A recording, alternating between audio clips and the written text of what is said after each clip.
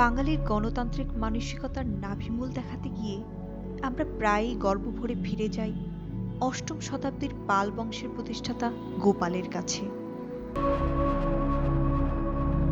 শশাঙ্কের পরবর্তী ১০০ বছর, যা বাংলার ইতিহাসে মাৎসন্যায় নামে পরিচিত, তার অবসান হয় পাল বংশের প্রতিষ্ঠাতা গোপালের বাংলার সিংহাসন আরোহণের ভিতর দিয়ে।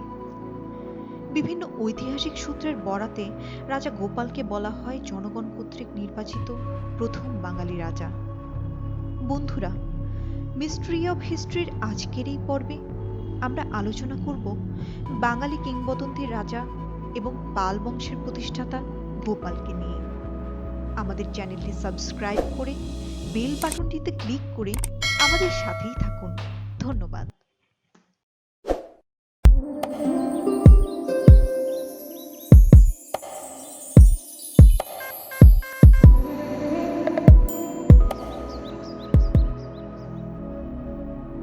ঐতিহাসিক তারনাথ গোপালের উত্থান সম্বন্ধে এক রূপকথার কাহিনীর অবতারণা করেছেন। তার কাহিনীর সারমর্ম এই যে, দেশের বহুদিন যাবৎ অরাজকতার ফলে জনগণের দুঃখ কষ্টের সীমা ছিল না। নেতৃস্থানীয় ব্যক্তিরা মিলে আইনানুগ শাসন প্রতিষ্ঠাকল্পে একজন রাজা নির্বাচিত করেন, কিন্তু নির্বাচিত রাজা রাত্রিতে এক কুৎসিত নাগ রাক্ষসী কর্তৃক নিহত হন। এরপর প্রতি রাত্রিতে একজন করে নির্বাচিত রাজা নিহত হতে থাকেন। এভাবে বেশ কয়েক বছর গত হয়ে যায়। অবশেষে একদিন চুন্ডা দেবীর এক ভক্ত এক বাড়িতে আসে। সেই বাড়ির সকলে খুব বিষণ্ণ ছিল, কেননা ওই দিন নির্বাচিত রাজা হওয়ার ভার পড়েছে ওই বাড়িরই এক ছেলের উপর।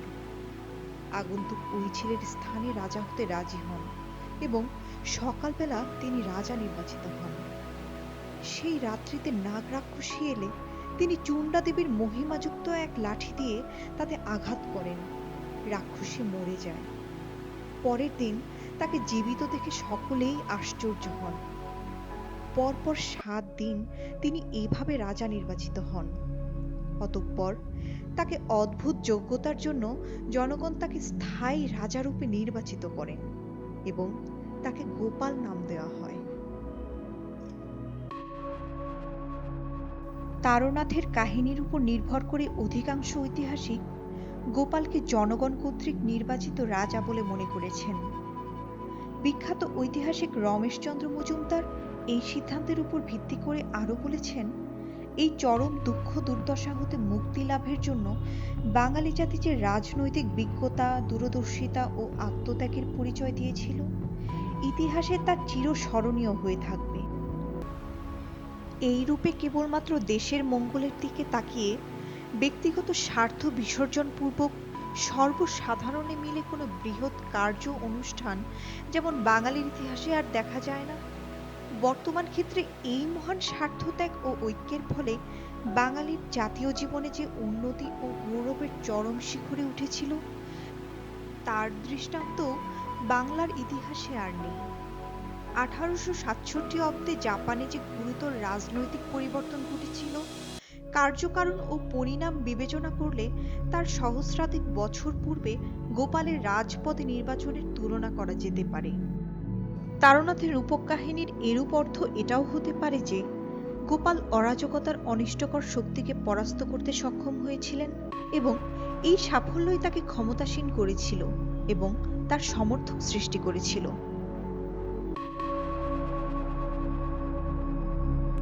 গোপালের উদ্ভব সম্বন্ধে আমরা যে ব্যাখ্যা দিয়েছি, তার সমর্থনে পরবর্তী পাল রাজাগণের বিভিন্ন তাম্রশাসনে প্রাপ্ত একটি শ্লোকের কথা উল্লেখ করা যেতে পারে। এই শ্লোকটিতে বলা হয়েছে যে, যেসব লোক তাদের নিজ নিজ ইচ্ছামতো কাজ করছিল, গোপাল তাদের শক্তি খর্ব করে শাশ্বত শান্তি প্রতিষ্ঠা করেছিলেন। এই শ্লোকে স্পষ্টভাবে গোপাল কর্তৃক অরাজকতার অশুভ শক্তিসমূহকে পরাস্ত করার ইঙ্গিত রয়েছে। তিব্বতী ঐতিহাসিক বুস্তন বলেছেন যে, গোপাল সমগ্র রাজ্যে রাজক্ষমতা প্রাপ্ত হয়েছিল নিজ গুণবলে। এই উক্তিতে আমাদের মতেরই সমর্থন পাওয়া যায়। সুতরাং দেখা যাচ্ছে যে অষ্টম শতাব্দীতে বাংলার জনগণ কর্তৃক একটি নির্বাচনের মাধ্যমে গোপাল ক্ষমতাসীন হয়েছিলেন, এরূপ মনে করার পক্ষে কারো কোনো প্রমাণ বা যুক্তি নেই। বরং উৎসসমূহের যে ইঙ্গিত রয়েছে তার ভিন্নরূপ ব্যাখ্যা দেওয়া সম্ভব। গোপালের বংশ পরিচয় বা পাল বংশের উৎপত্তি সম্বন্ধে আমরা সঠিক কোনো সিদ্ধান্ত গ্রহণ করতে পারি না। একমাত্র খালিমপুর তাম্রলিপিতে গোপালের পিতা বপ্পট এবং পিতামহ দ্বৈত বিষ্ণুর নামে উল্লেখ আছে।